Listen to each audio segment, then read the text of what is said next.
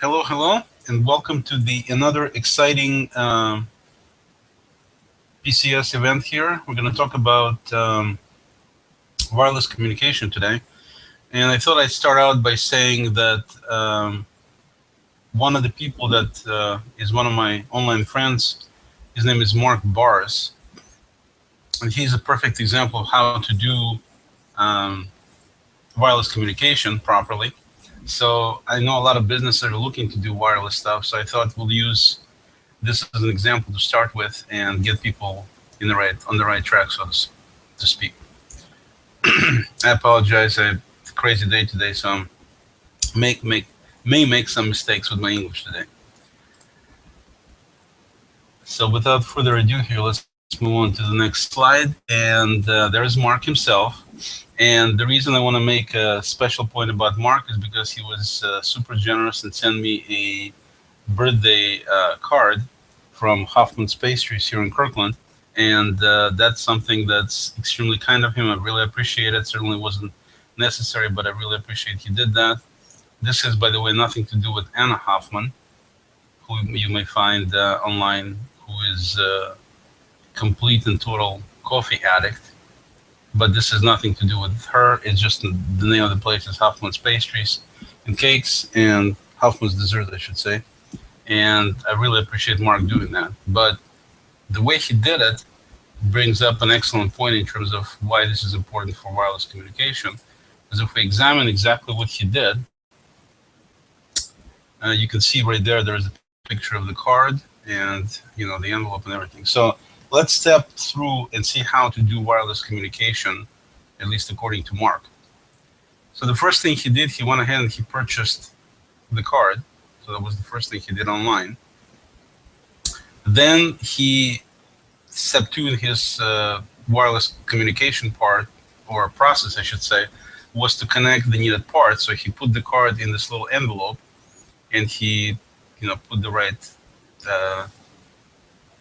little stamp right there, and you can see where it's going, and wrote my name and address and everything. So really cool. And he sent that. That was sent to go to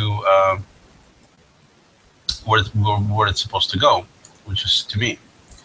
And so notice that when he bought the card, that was done without using any wires. He put the card in this envelope, that was done without any wires. And then the card eventually wound up coming to me. And so this is the implementation part when he sent it out. That also did not use any wires, but he's communicating the card over to me. And so to test the solution, he basically sent it using US mail. And then in addition to that, on I believe it was on Sunday, we got a knock on our door, and some lady came in saying she had a card from Mark Barros for me from Hoffman's bakery. And so this is the step number 5, where Mark basically is doing what we call redundancy in the business, meaning he's verifying that his communication process actually worked. So he's verifying 2 different ways. One by mailing the card to me, and the other one using the person coming through the door. So none of these things, as you can see, communication was done. The card went from him to me. All of this was done completely wireless. He didn't use any wires to get the communication going. He's got the implementation done pretty well. Everything was done basically using these steps, as you can see. So you can duplicate the same things yourself if you're looking to do communication in your business wireless. This was completely wireless process. And so I want to thank Mark for taking time and also for his generosity in doing that, so I can actually present it as a wireless communication approach, one of them anyway. All right, so now, well, jokes aside, I'm sure everybody already left. What I want to talk today about is this real wireless solution for businesses, which is called Open Mesh. And you can see them at openmesh.com, open-mesh.com, as it states there at the top. And the reason I recommend this particular wireless solution is because we had, one of my clients is a resort in Idaho. and they have 20 homes for basically their duplexes. Each building is 4,000 square feet, broken down to 2,000 square foot homes, and they have them spread out across the property there, so they're not totally right next to each other, but relatively close. So you have this kind of clump, kind of in semicircle of all these homes. And many years ago, we set up for them, we used Meraki technology for wireless, which is the same technology that was used by Google in the early days, and that's what they were deploying, like in San Francisco and some other areas. And that's how we wound up stumbling into the company. I mean, I never heard of them before, and we set it up. Nice thing about that was that they were using this mesh capability, meaning they had these different boxes that actually talk to each other to send information back and forth and get best quality signal or best speed to get the information through. So instead of going from point A to point B always, it would potentially go to point A, point B. As long as there's point C, it might go from point A to point C, if that's the faster way to go. So it's kind of trying to figure out, using some logic of its own that's built in and some smarts, it's trying to figure out exactly what would be the best speed and the best quality, basically, of the signal to be able to get the information from place to place. And that made it for a much more capable network. At the time, it was using what they call G technology, or 802.11g, which was fairly decent, but certainly nothing great. But it worked okay for us for a number of years at this resort, and we basically had these little boxes set up, and we also had, I believe, we had 5 access point, not access point, but 5 what they call gateways, meaning 5 internet accounts connected using these 20 little boxes to try to get internet in all the homes. So it'd be a little bit cheaper because, getting an account into each home would be much more expensive. And that worked great until people started using tablets and people started using phones and people started bringing, their Netflix accounts and everything else and YouTubes. And with multiple people, kids playing games or listening to YouTube videos and parents watching Netflix movies and somebody else going on Amazon, it completely shattered the usability of our network, where people were just getting speeds that were totally unusable. I mean, buffering constantly. It was just absolutely horrible. And so to get past this, we did some research and we found this company called OpenMesh, which is an open source bunch of products and organization. And their products, actually, some of these people who are in there, I'm pretty sure came from Meraki because there's just too many similarities. But the actual capabilities of this thing are far superior to what we had before. And Meraki does provide some new products which are pretty incredible, actually. The only problem with Meraki stuff now is just way too expensive. And of course, then they got bought out by Cisco after they became much more expensive in terms of their solutions. And they also had ongoing costs, and it was just cost prohibitive to use Meraki's anymore. So that's why we didn't go with them. But these open mesh folks seemed like they had a similar solution in terms of the concept, where you have this mesh network, and it basically does the job in a similar manner, but far less expensive and also pretty potent from what they said. So we checked with a number of different people who used it, and we're pretty convinced that this is the way to go. So we went and bought the boxes. I'll show you in a minute what they look like and how they work. And basically, I took this quote from their website, describes what open mesh or what mesh technology does. And it says right there that all access points work together to form a self-organizing, self-healing wireless network with seamless roaming between devices. You can now extend your network to the furthest reaches of your property, cable-free. And that's essentially what it does. What you're getting something that you put in place, turn it on, and then just kind of like set it and forget it deal. You don't have to worry about it. It does pretty much everything on its own in terms of if there's any problems, this self-healing part takes care of it. And you still have full control over the network, but basically it's a pretty hands-free situation, which makes it very convenient in terms of maintenance and ongoing costs. So without any more about that, the boxes themselves, the little units that we bought, The model is called OM2P-HS, which HS stands for high speed. And you can see at the top there that that's what the unit looks like. It's very small. You can tell how small it is because you can see the RJ45 jacks there, the Ethernet jacks, and those two yellow jacks. You know how small the Ethernet ports are, and you can see that this box is, in relation to that, you can see how small it is. And the only thing you have on this box, you have some lights at the top, and you have the plug-in for the power, and it does come with its own power unit. I mean, not unit, but power charger. And you have two Ethernet ports. That's it. That's the entire hardware infrastructure you need to put the network together. They are using 802.11n, which is the next generation network, which is both farther reaching, much farther reaching than the G was, and also it's much stronger. So obviously that's the name of the game here. That's why it works so much better. And so it's got this tiny footprint. It's got two Ethernet ports. One of the ports has PoE, which is power over Ethernet. So if you're actually feeding, if you have Ethernet connectivity connected to some switch that provides power, then you can even get away with having one of these boxes without its own power supply, because power will come through the internet. I mean Ethernet, I'm sorry, through the Ethernet. So it's got one with PoE, the other port is without. So also why you have two ports is you don't have to use them at all. But if you wanted to use them, you can also use them for wired access. So you can have two different connections for your wired connectivity needs in each one of these boxes. Okay? And even if you're using power over Ethernet to provide power that way, one of them will be used for that, and you still have another port open so you can do Ethernet connectivity using wired. Very convenient, works very well. So again, it only needs power, which is that little black thing on the left, and it's plug and play. I put it in its truest form because you really just plug it in and you can use it. I mean, you don't have to do anything else if you don't want to. There are management things I'll show you can do, but you don't have to. I mean, it'll actually just work as is.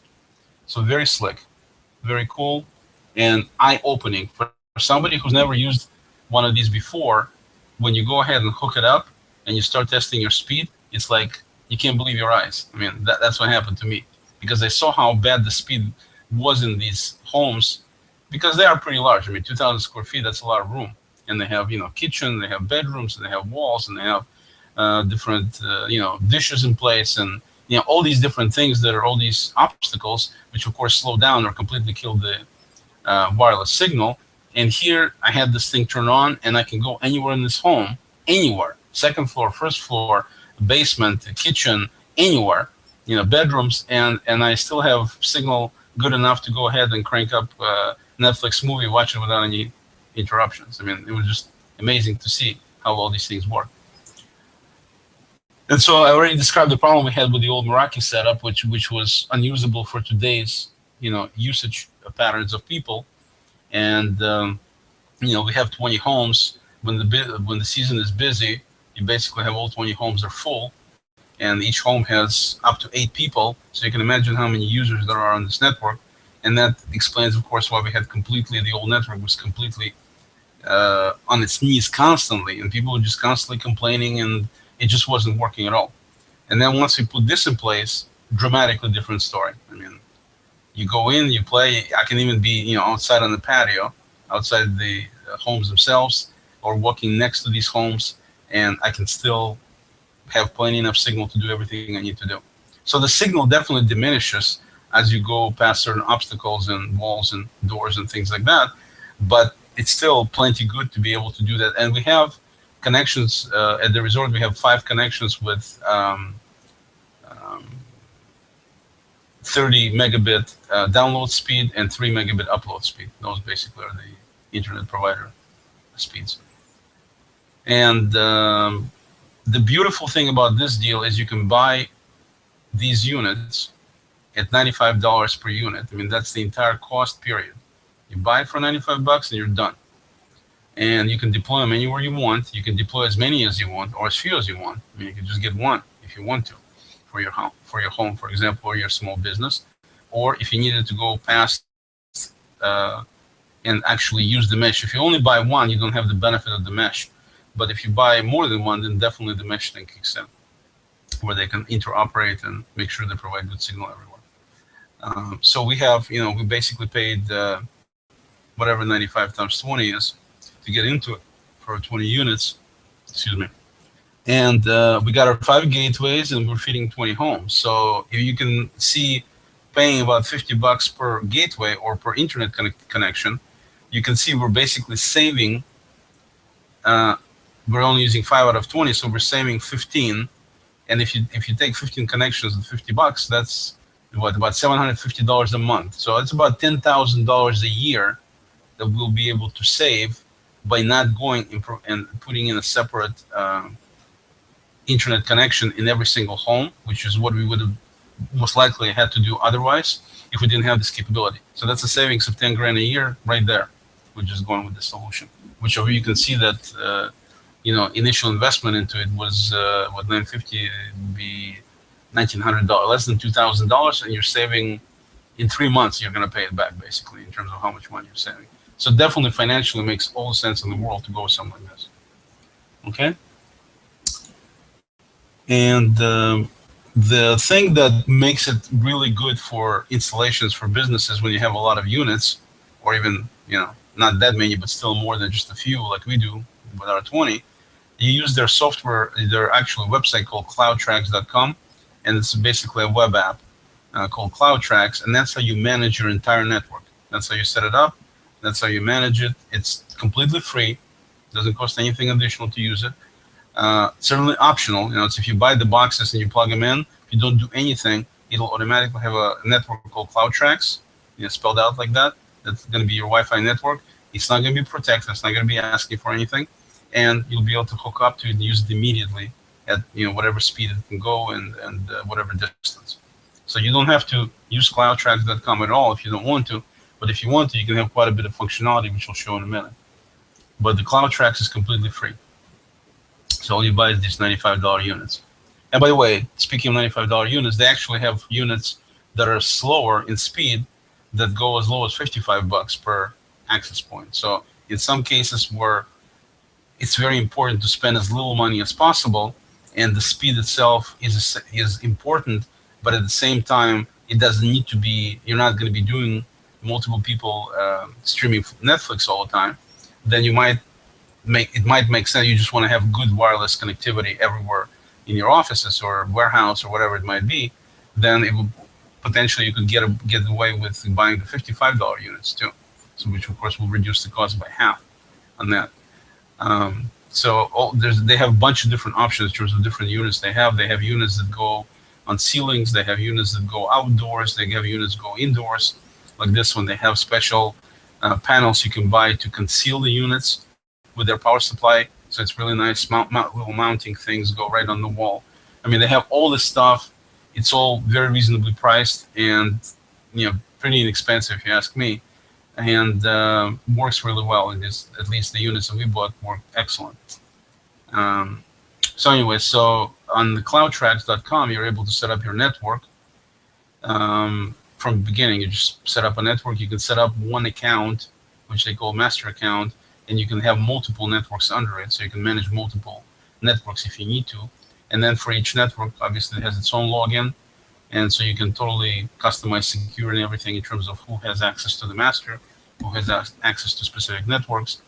And then within each network, you have up to 2 SSIDs, 2 wireless network names, in other words.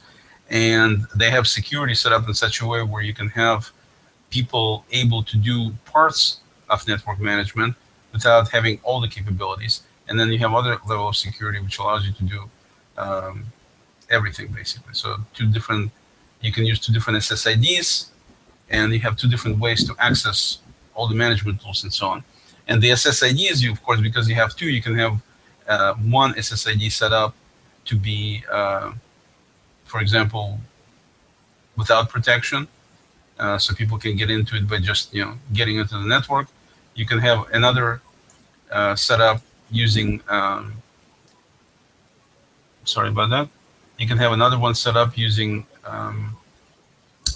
protected access. So that way you have 2 different ways how people get into your network, and at the same time able to access the information accordingly.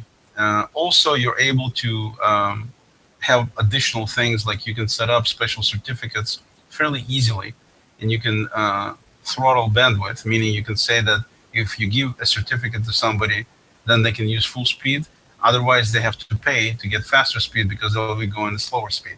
So you can totally control, again, totally optional, but you can totally control even how and who can use it to what degree. You can charge for use, if that makes sense. Like in our case, in our resort, we're not doing this right now, but we could easily do it, where we would set up these certificates where when people come that are owners at the resort, then they use everything for free. But if you've got people who come like renters, then they could get the certificate where they would have to pay to be able to get access.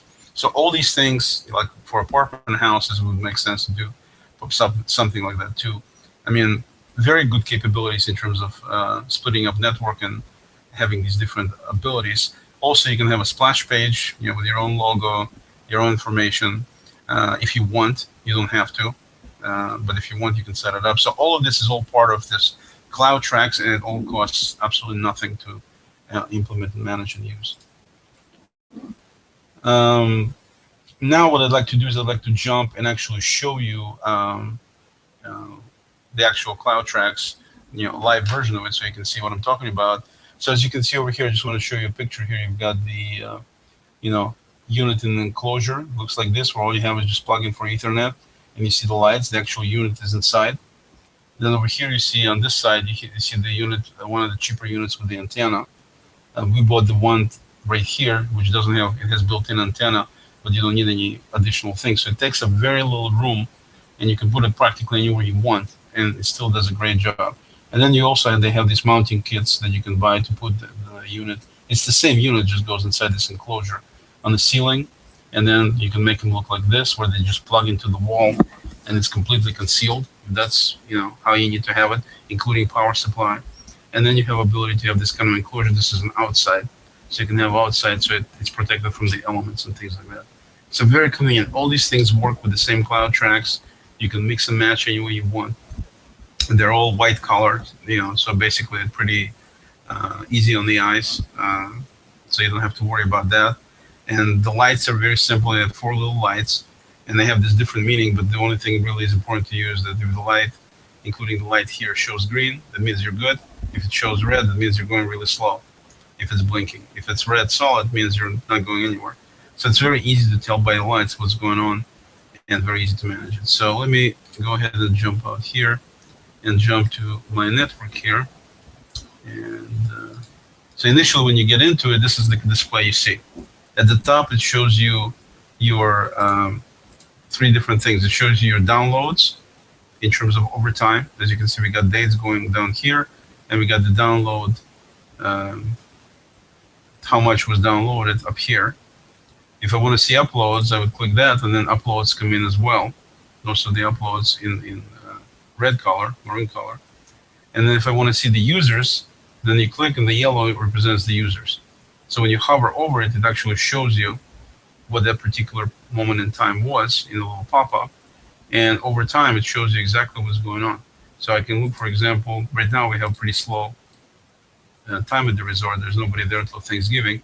So most likely it's going to show very little activity. You see right here, for the last 2 hours, there was a little bit of download activity, and then very little, basically 1 user pretty much. So we have practically no activity in the last 2 hours. And if you look at the last day, then you would see a little bit more, but also, like I said, resort is pretty empty right now.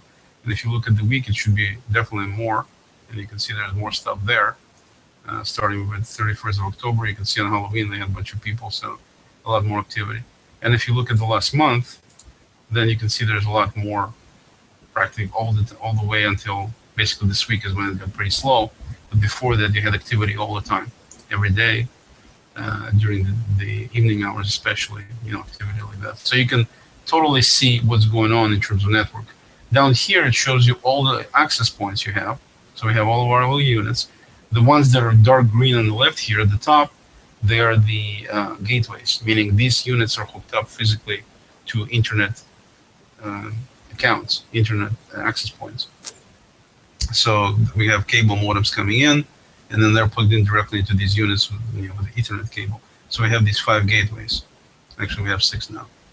But initially, we just added 1 more for another reason. But basically, we used to have 5 now. We got 6.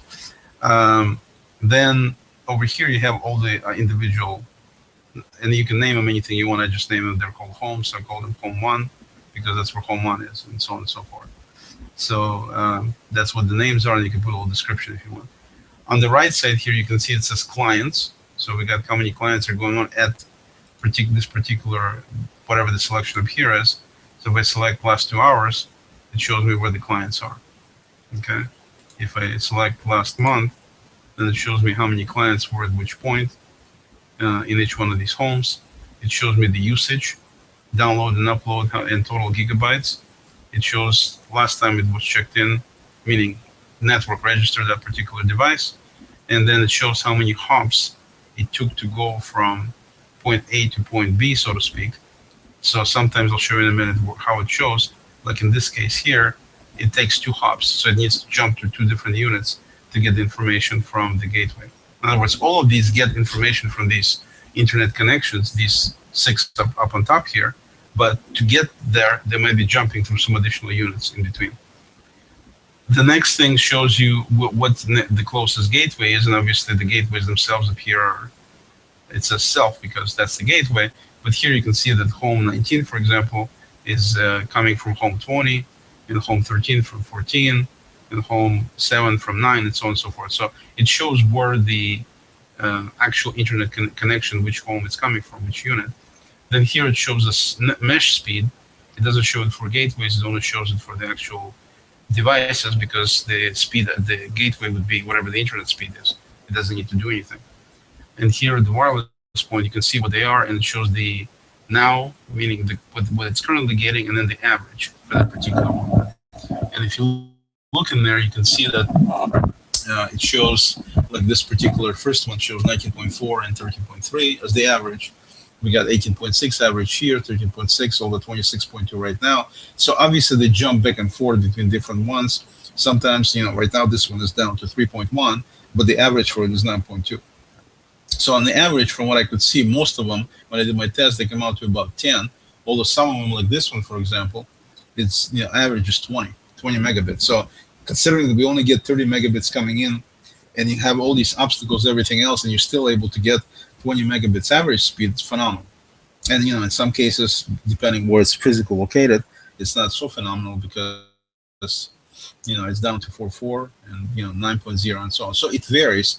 But even with this, you can watch Netflix, multiple people. It works really, really well. I mean, I'm really happy about that. And so what happens here on the right side, it shows outages. If it's green like this, it means you had signal. If you get any kind of outage, it turns into gray.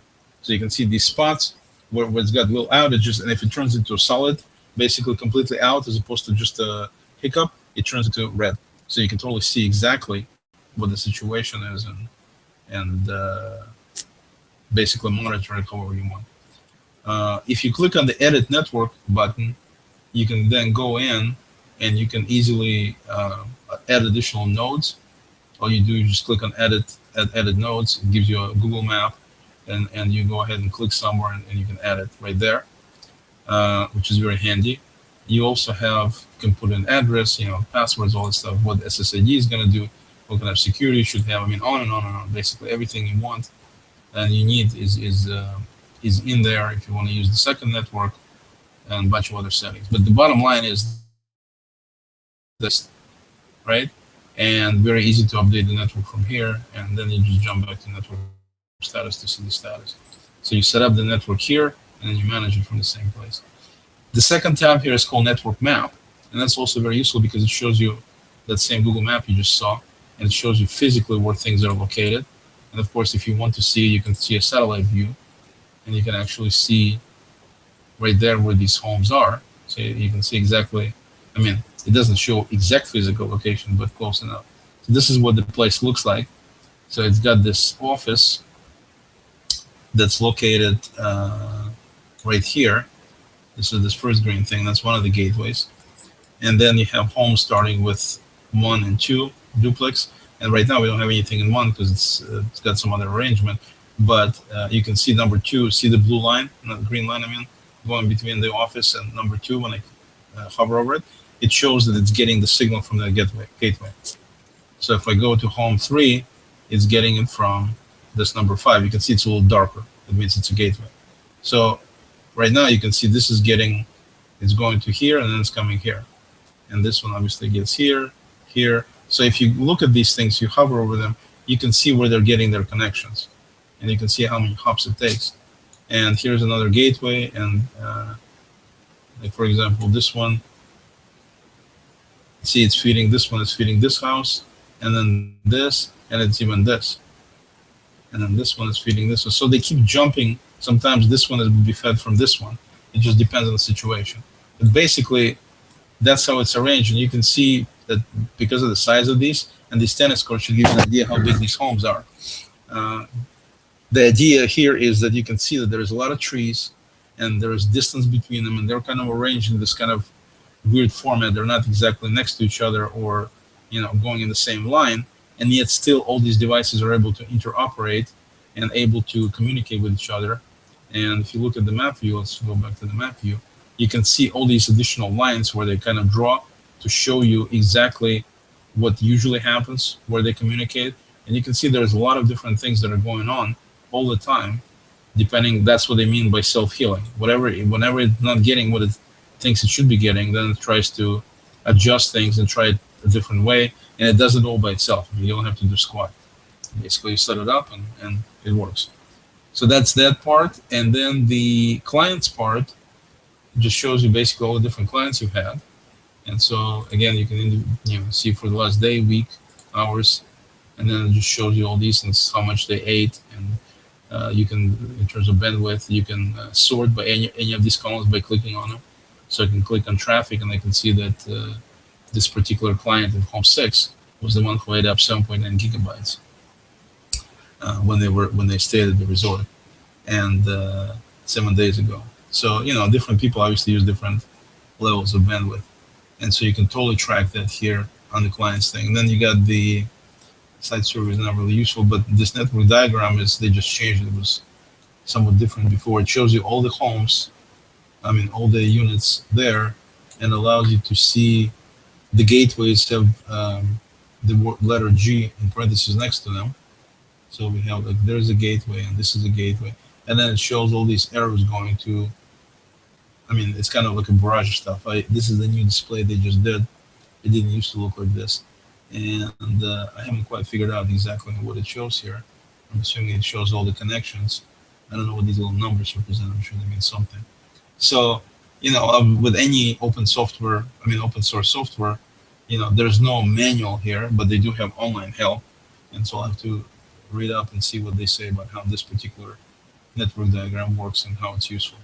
But mostly you look at this display to make sure, like over here, you see right now the speed on this particular unit here is just 0.8, which means it's less than 1 megabit, which means it shows as yellow. So for some reason, right now it's getting relatively poor signal here, but if I do a refresh, then it's very possible the thing will come back and show green again, as it does right now. So things change. Obviously, you're only getting a glimpse at a time. The important thing is your hops, however you arrange your gateways, do not pass 3. You can, if you get more than 3 hops to get from point to point, that means you need to rearrange how your network is set up in terms of where these boxes are and how far they are and things like that. In my case, as you can see, I got mostly 1 and I got few 2s, which is fine. So everything is working pretty well. Everything is green. No outage, just excellent. So that's basically the cloud tracks for Open Mesh. And if you have any questions, please leave them for me in the on Google Plus or on YouTube, whatever is the easiest. You can find me and find the company page there. And so I want to thank you for your time and interest. And also I'd like to thank Mark Boris again for his generosity and for being the guinea pig in my little presentation. Thank you, Mark. And I'll talk to you soon. Take care.